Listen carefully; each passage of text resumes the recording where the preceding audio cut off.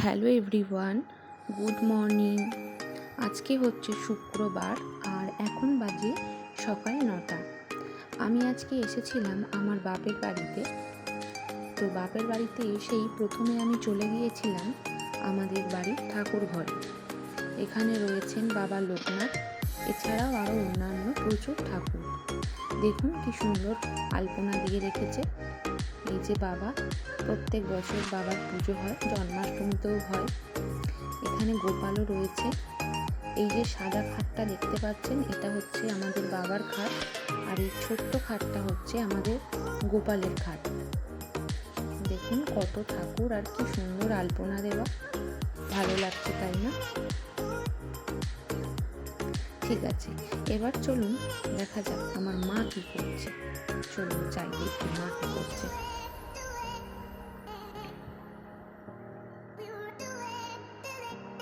চলে এসেছি মায়ের কাছে। এসেই দেখি মা করছে রান্না।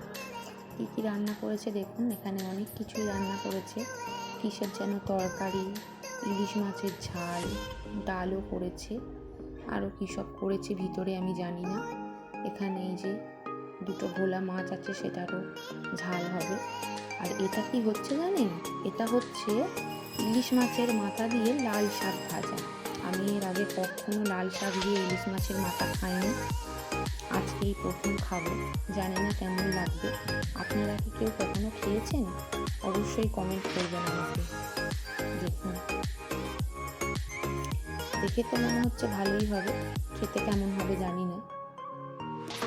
একটু আমি চারপাশটা দেখালাম, একটু অগোছালো হয়ে আছে, রান্না করার সময় যেটা হয় আর কি। ঠিক আছে, কোনো ব্যাপার না। আপনাদের সঙ্গে আমি আরও একটা জিনিস শেয়ার করব।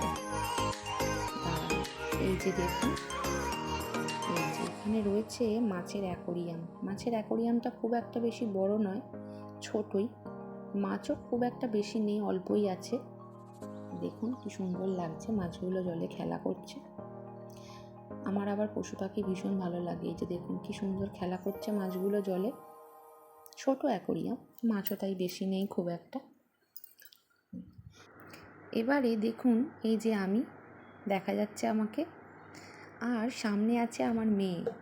আমার মেয়ে কি করছে দেখবেন, নিজের মনে একটা চক নিয়ে খেলা করছিল, টিচার হয়েছিল।